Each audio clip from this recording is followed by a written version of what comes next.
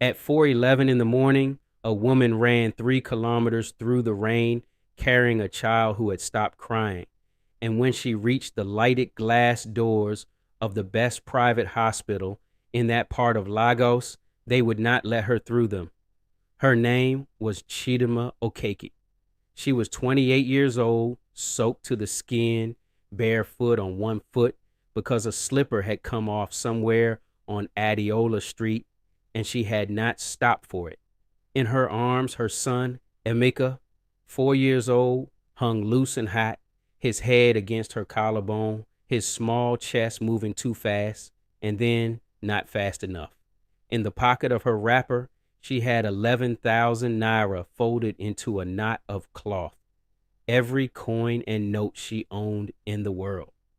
The admissions board behind the counter said in clean white letters that the deposit for paediatric emergency admission was 250,000. She did not run from the counter. She did not scream.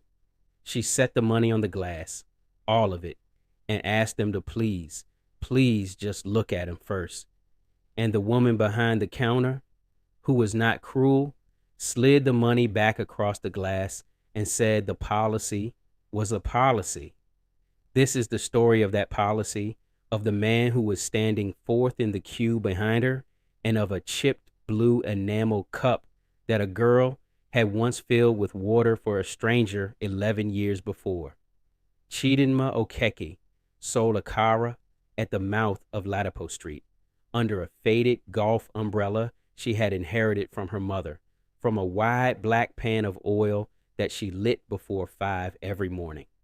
A kara, bean cakes, ground cowpea whipped with onion and pepper and dropped hissing into hot palm oil, was a poor person's breakfast and an honest person's trade, and she was good at it, better than her mother had been, and her mother had fed 3 children and half of Ladipo Street from the same pan for 20 years. Chidinma had grown up under that umbrella. She had learned to read by the light of the kerosene lamp on the stall and to count by making change. And when her mother died of an untreated thing that a hospital could have caught in an afternoon, she had wrapped the grief into a knot the way she wrapped her money, and she had lit the pan the next morning because the children of Ladipo Street still wanted their breakfast, and the rent on the single room behind the church still came due. She had her son 2 years before the night of the rain. Emeka's father was a long-distance lorry driver who had promised her a flat in Surulere and a wedding in his village, and had instead stopped answering his phone somewhere around her 5th month. And she had stopped grieving that too, faster than she expected, because a woman with a pain and a child does not have the hours to spend on a man who has decided he is not coming back. She raised Emeka in the smell of frying oil and onions, a fat, solemn boy who slept in a basket beside the stall and then walked beside it and then ran ahead of it.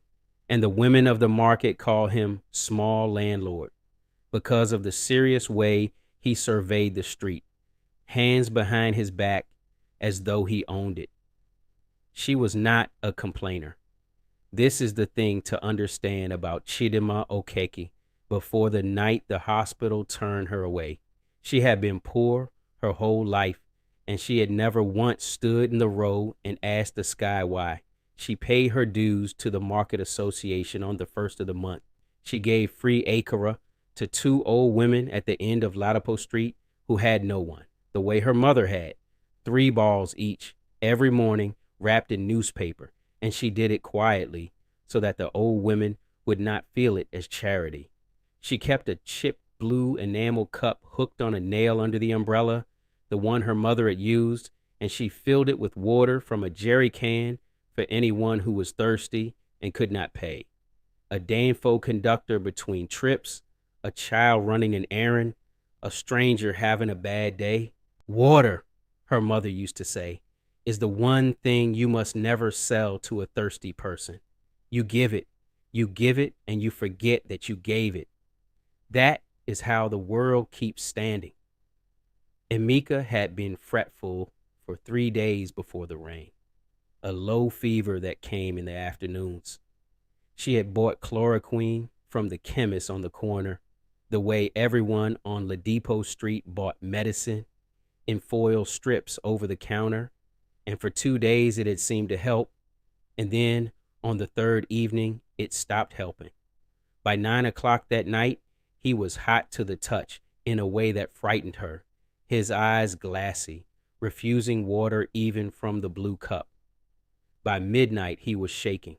She sat on the floor of the single room with his head in her lap and a wet cloth on his forehead, and she counted his breaths against the second hand of the wall clock.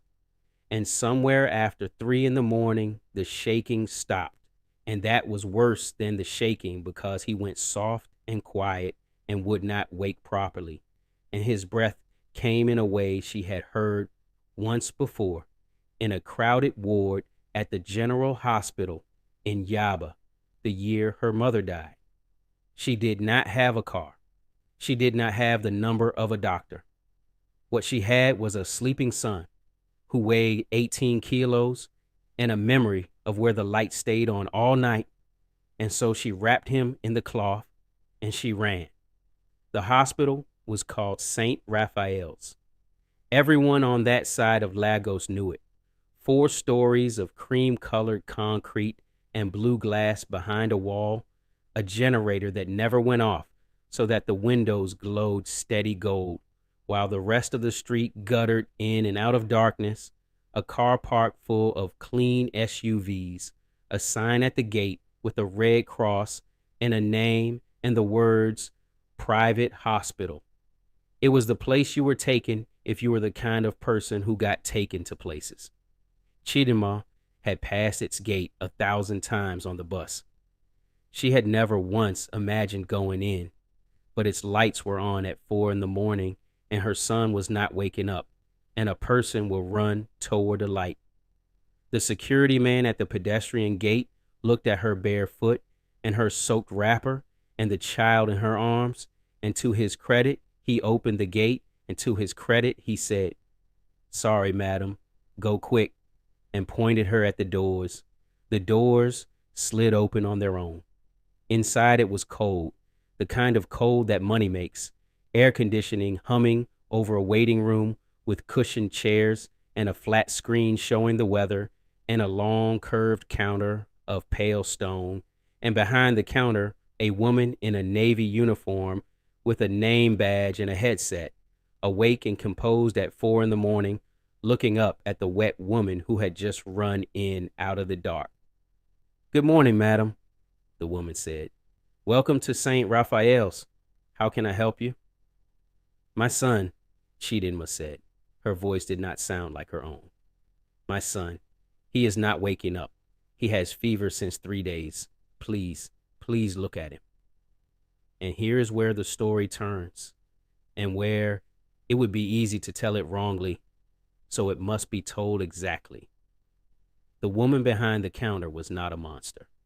Her name was Folasade Adeyemi, and she was 45 years old, the admissions and billing supervisor for the night shift, 16 years a hospital administrator, a deaconess in her church, a mother of 3 who sent 2 of them to university on this job. She had a kind face and tired eyes, and she had seen a great many frightened people on the wrong side of her counter, and she did not enjoy what she was about to do. She stood up. She came around the counter, and she looked at Emeka, at his color and his breathing, and something in her own face tightened because she had 3 children, and she knew what she was looking at. "Madam," she said gently, "he is very sick. He needs to be seen now. But before the doctor can admit him, there is a deposit. For paediatric emergency, it is 250,000 naira. It is hospital policy. Once you pay the deposit, the doctor will see him immediately." "I have 11,000, Chidinma said. She was already pulling the knot of cloth from her wrapper, her hands shaking, untying it on the cold stone counter, spilling it out. The 1,000 naira notes, soft with use, the 500s, the coins. I have 11,000 naira. Take it, take all of it. I will bring the rest. I swear to you, I will bring the rest. I will work. I will bring it. Only please let the doctor see him now. Now, he is not waking. Madam, Folasa Adeyemi did not raise her voice. She put one hand flat on the counter, not unkindly, beside the spilled money. I cannot. I am very sorry. I do not make the policy. If I admit him without the deposit, it comes out of my own salary, and then my own children do not eat. We have been cheated too many times. People say they will pay, and they go, and they never come back. And the hospital cannot run on promises. There is a general hospital at Yaba. It is 40 minutes. They will see him without a deposit. Let me write the address for you. I am sorry. I am so sorry. But the policy is the policy.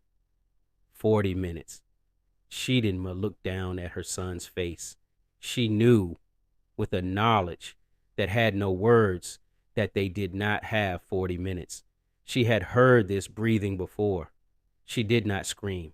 This is the part the people who were there would remember. She did not throw the money or claw the counter or curse the woman's children. She gathered the notes and the coins back into the cloth with hands that would not stop shaking. Slowly, everyone, because 11,000 naira was 11,000 naira, even now, and she pressed her son tighter against her chest, and she turned toward the cold sliding doors to run again, to Yaba, into the rain, on one slipper, knowing. And a man's voice behind her said quietly, wait.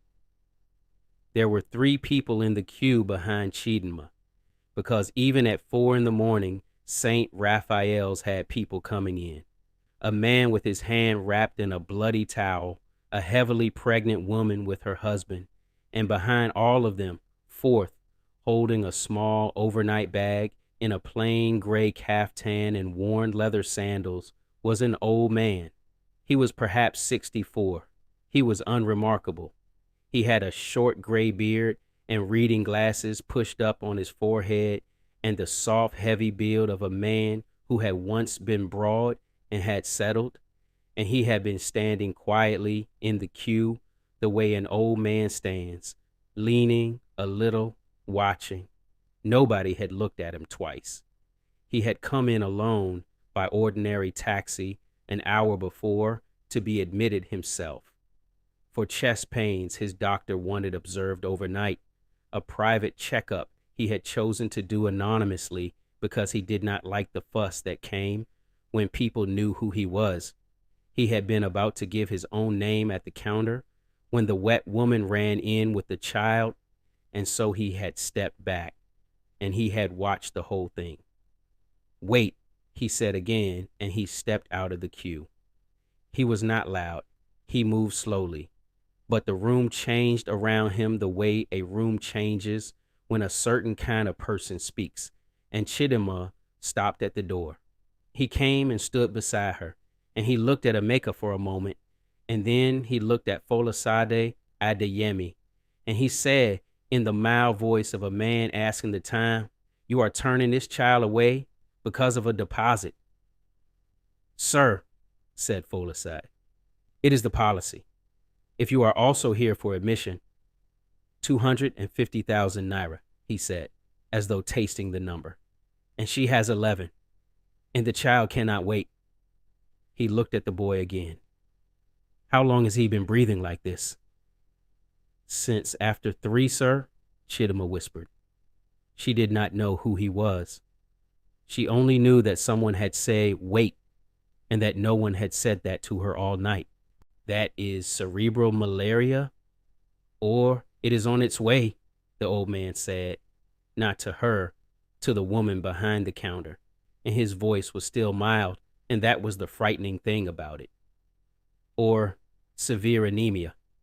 Either way, that child needs a drip and a doctor in the next 10 minutes, not in 40, and you know that, because you looked at him and your own face changed. I watched it change. He paused. What is your name? Folasad Adeyemi straightened. She had been spoken to sharply by relatives before. She had a way of becoming very formal that protected her. My name is Mrs. Adeyemi, sir.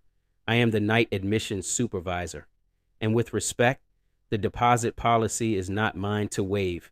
It is set by the board. If I waive it, I am personally liable. I have explained this to Madam. I am sorry for her situation, but I cannot lose my job and my own children's school fees for... What is the name of the chairman of that board? The old man asked. She stopped. The board that set the policy, he said. Who is the chairman? You said the policy comes from the board. So who sits at the head of that board and signs that policy?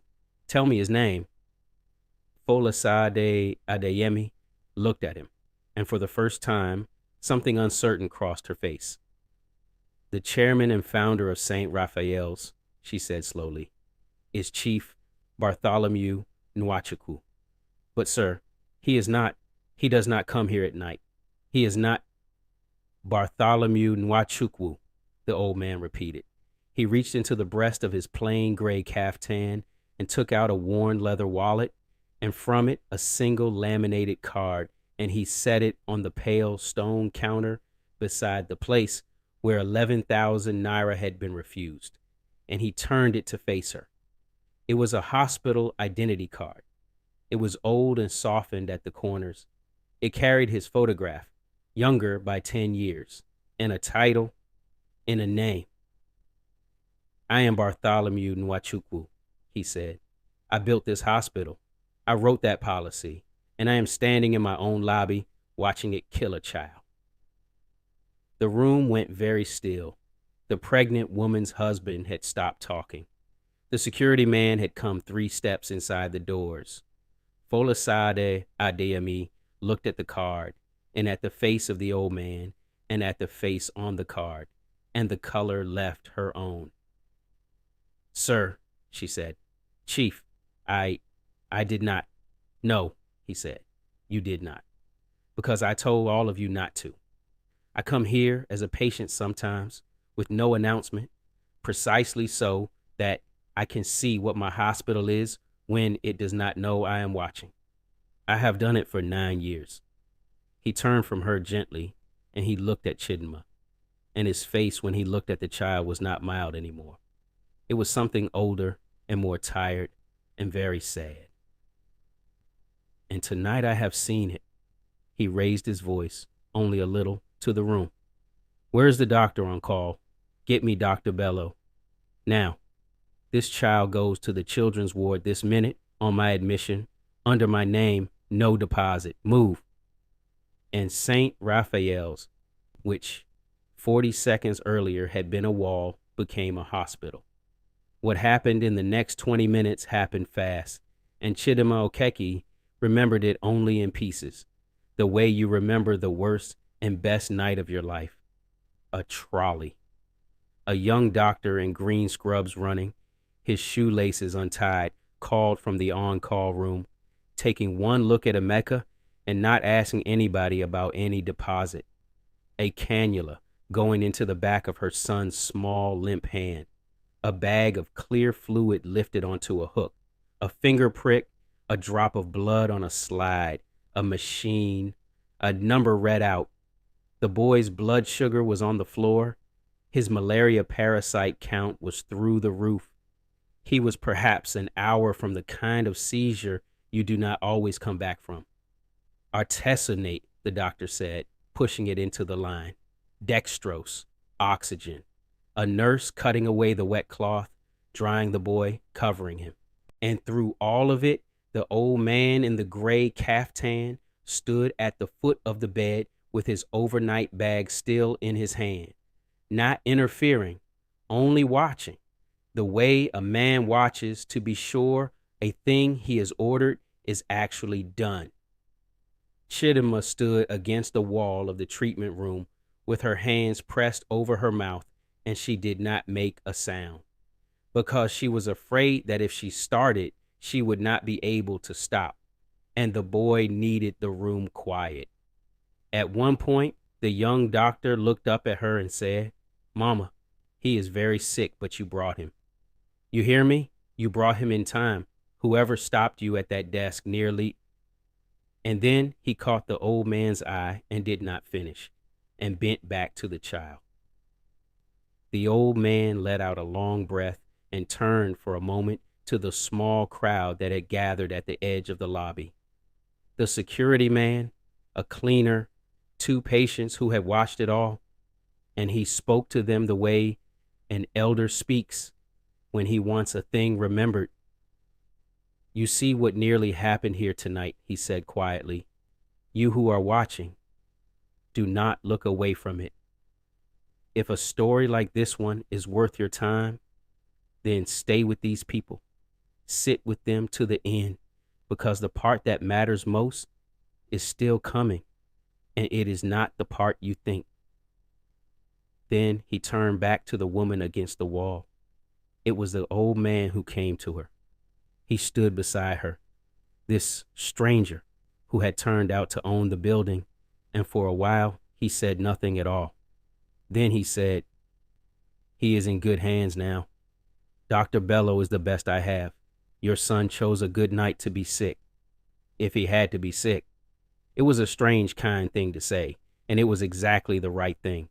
And something in Chidinma broke loose at last, not into screaming, but into the long, shaking, silent kind of crying that has no sound. And the old man did not touch her and did not tell her to stop.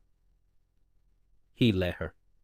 He understood, she would think later, that she had been holding it since 3 o'clock, since the ward in Yaba, since her mother, since the lorry driver, since the first morning she lit the pan alone, and that it had to come out somewhere, and that a hospital wall at 4:30 in the morning was as good a place as any. When she could speak, she said, "Thank you, thank you. I will pay every naira. I will work. You will not," he said. "Stop. There is no deposit. There is no bill. I will tell you why in a moment. But first, I need you to do something for me." He turned and looked at her properly for the first time, in the hard, fluorescent light, at her wet face and her one bare foot and her wrapper and the cloth knot of money still clutched in her hand, and his eyes moved over her face the way a man's eyes move when something is swimming up out of deep water. "What is your name?" Chidinma Okeke." "Okeke?" He frowned faintly. "Where do you sell?" She blinked. "Sir, you sell something. I can see it on your hands and smell it on your wrapper. Palm oil, onions. You fry? Akara? Where do you sell?" "Ladipo Street," she said. "I have always sold there. My mother before me." The old man went very quiet, and then he asked her a question that made no sense to her at all. "Your mother," he said, "did she keep a blue cup? A small one, enamel, blue, chipped on the rim, hooked on a nail under the umbrella, and give water from it to anyone who was thirsty and would not take money for it?" Chidinma stared at him. The hairs rose on her arms. "How?" she said. "How do you know that?" The old man, Chief Bartholomew Nwachukwu, founder of St. Raphael's, a man worth more money than Ladipo Street would earn in 100 years, sat down slowly on the hard plastic visitor's chair by the wall, as though his legs had decided the matter for him, and he put his overnight bag on the floor, and he looked at his own hands for a moment before he answered. 11 years ago, he said, I lost everything. He said it simply, the way you say a thing you've made your peace with. My first company. I had built it for 20 years, and a partner I trusted ruined it in 18 months, forged my signature, took loans in the company name, and disappeared, and left me to face the banks. I lost the company. I lost my house in Ikoyi. My wife had died 2 years before that. of a sickness we caught too late, because even with money, the hospital near us was careless. And that is a story for another day. But it is why I am telling you there will be no bill. When the company went, the people I called friends stopped taking my calls inside a week.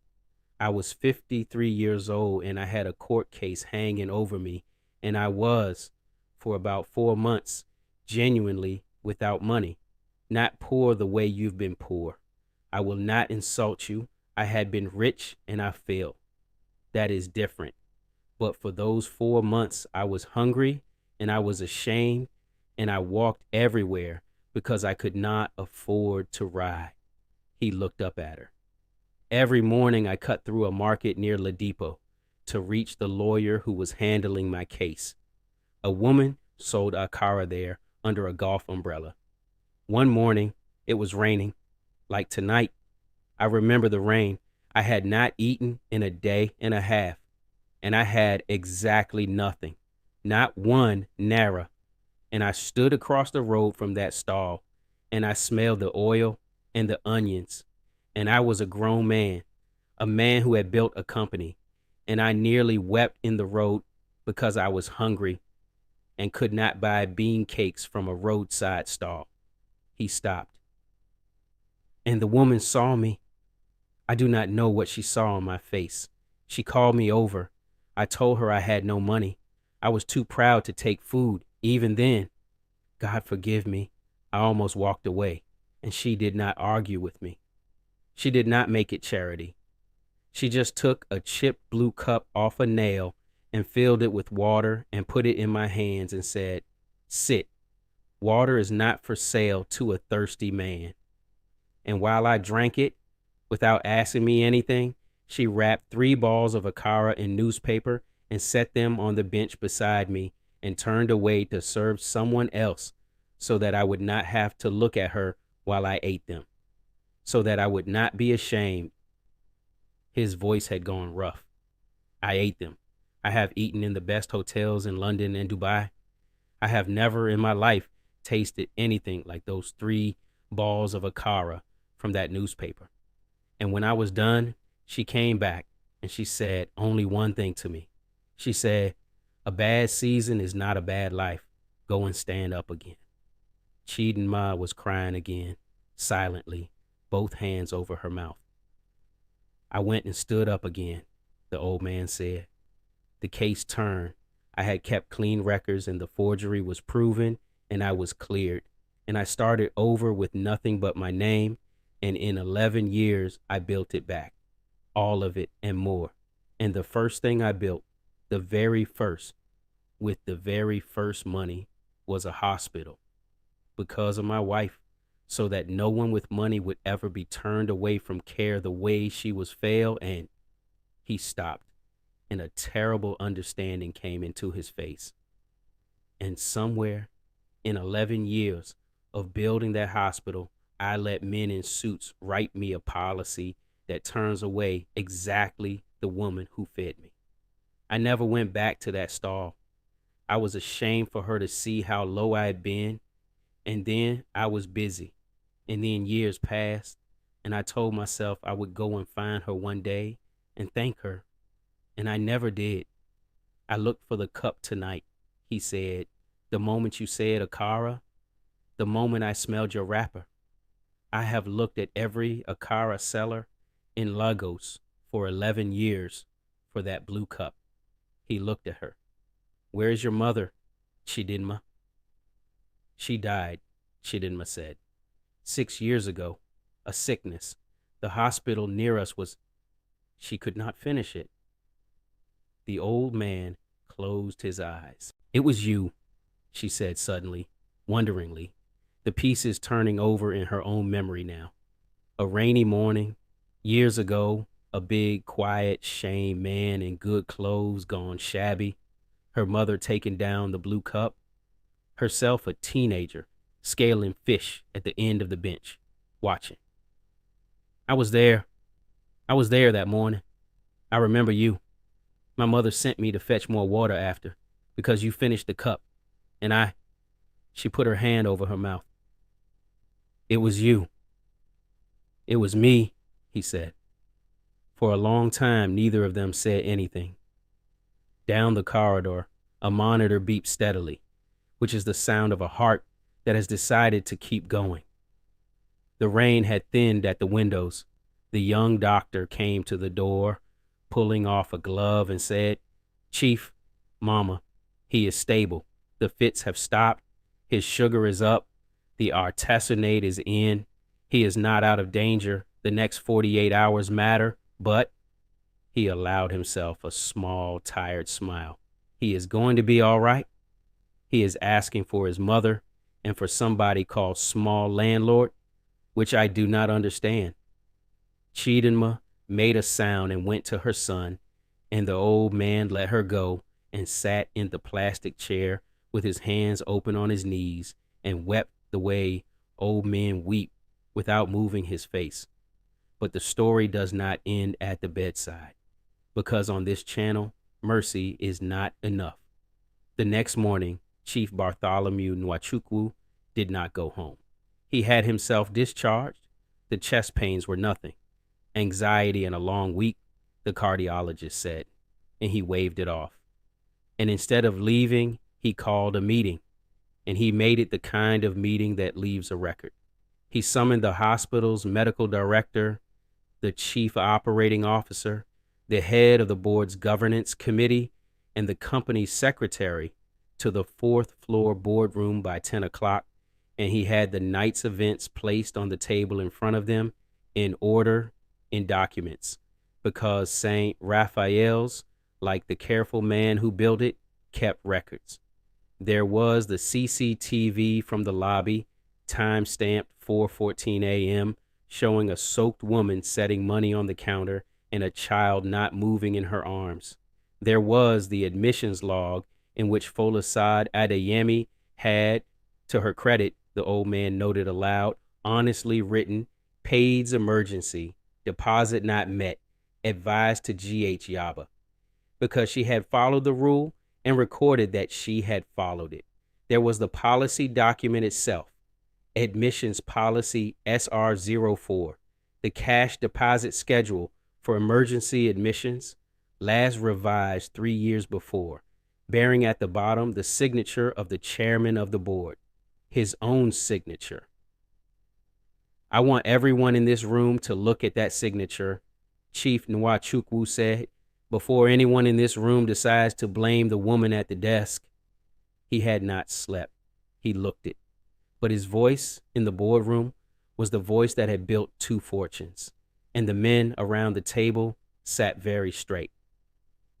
"Last night," he said, "St. Raphael's Hospital, the hospital I built so that what happened to my wife would never happen to anyone else, turned a dying 4-year-old away from its doors because his mother had 11,000 naira and not 250.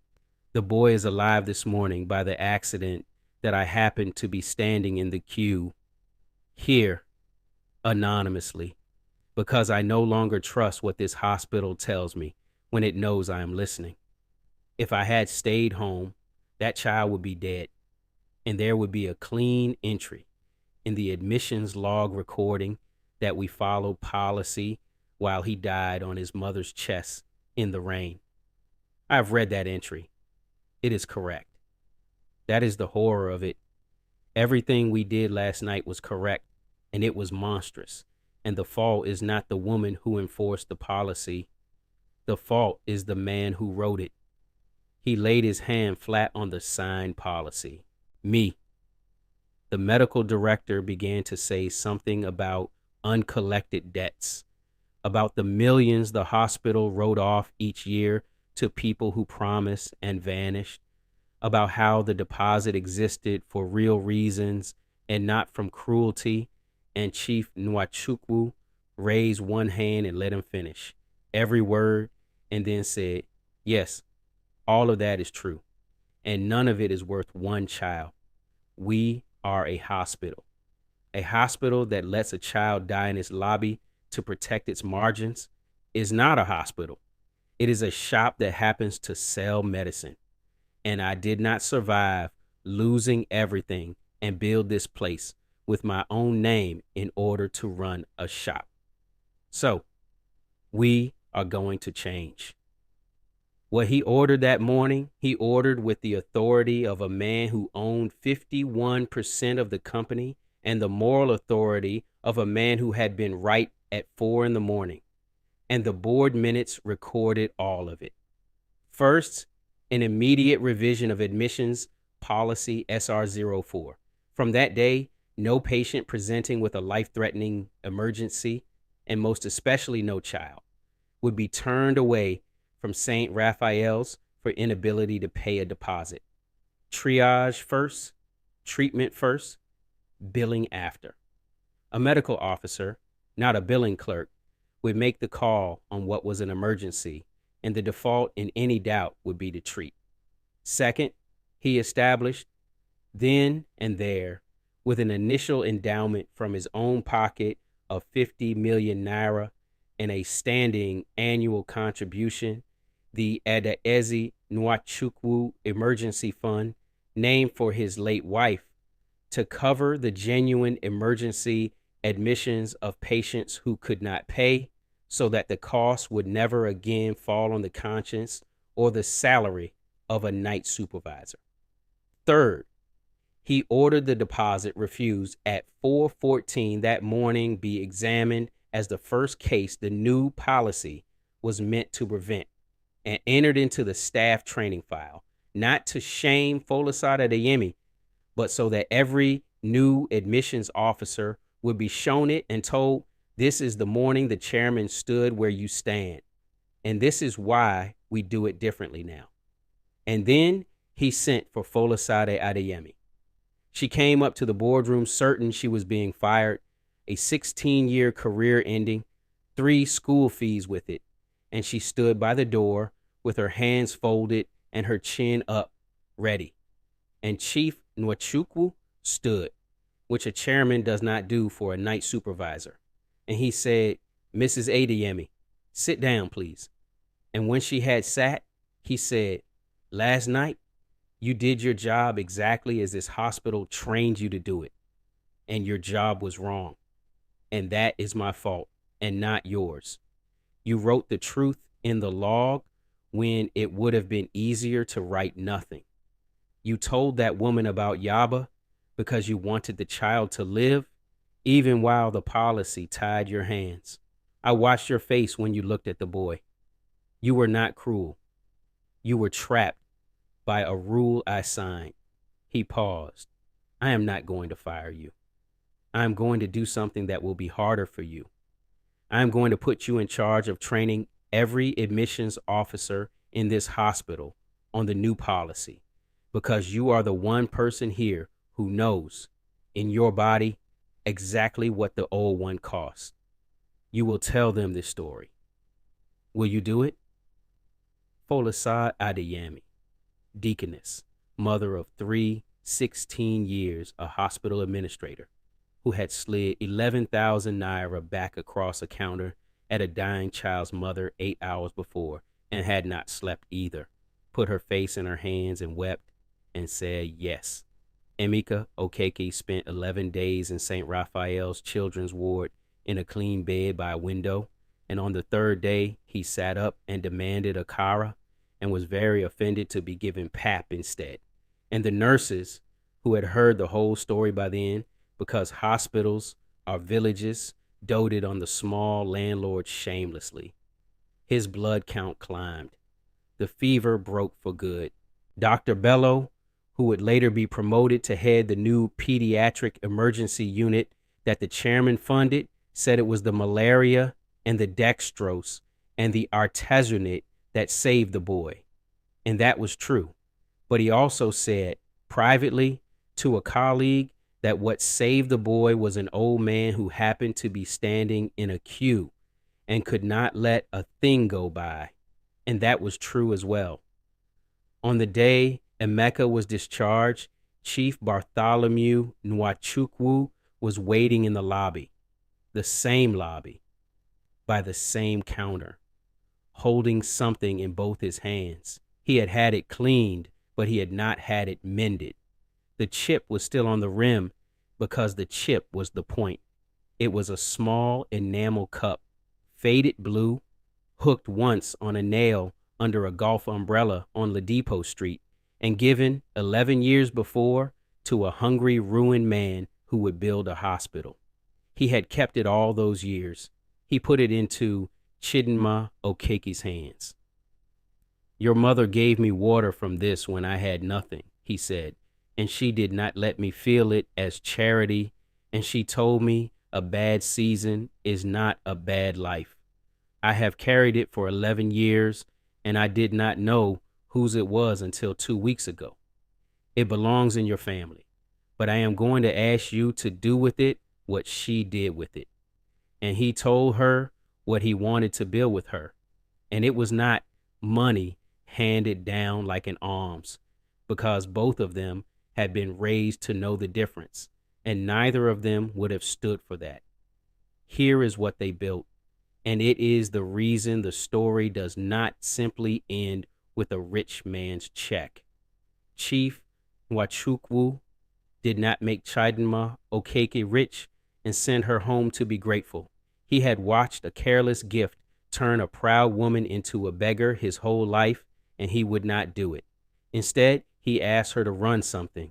St. Raphael's, like every big hospital, had families camped in its corridors at all hours, frightened, far from home, hungry, holding vigil over sick people with nowhere to eat and no money for the canteen.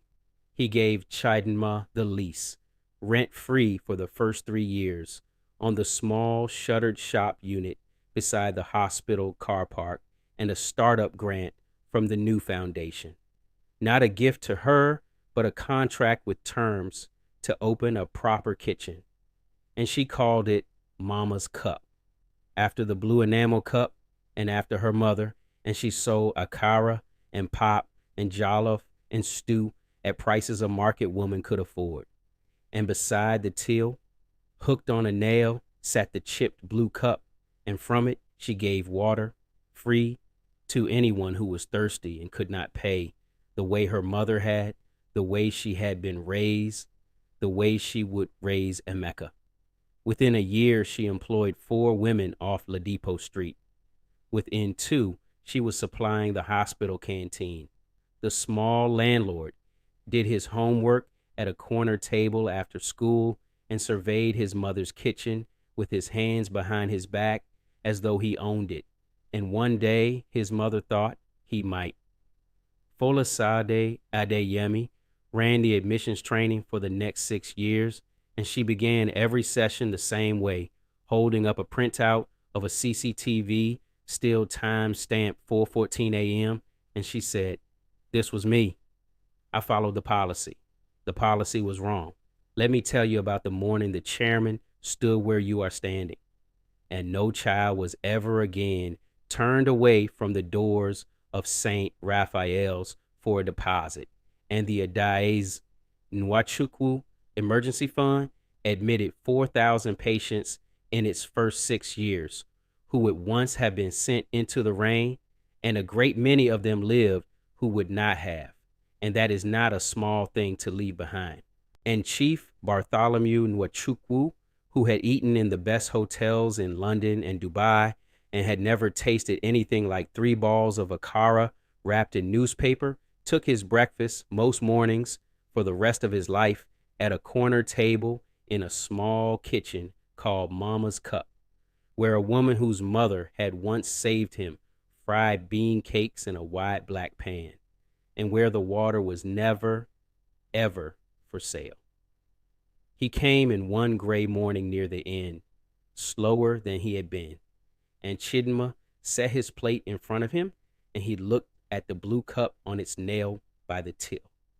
And he said, the way he said it every so often, more to the cup than to her, a bad season is not a bad life.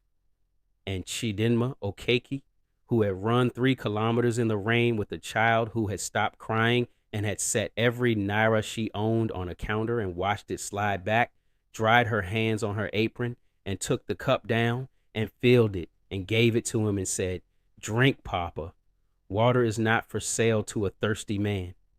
And outside, the rain came down on Lagos the way it always had, on the rich behind their walls and the poor under their umbrellas, on the just and the unjust. And inside, the oil was hot, and the small landlord was doing his sums, and no one who came to that door hungry was ever turned away. That was tonight's tale from beneath the Baobab. If the truth in it moved you, come sit with us again and tell me in the comments where in the world you are watching from.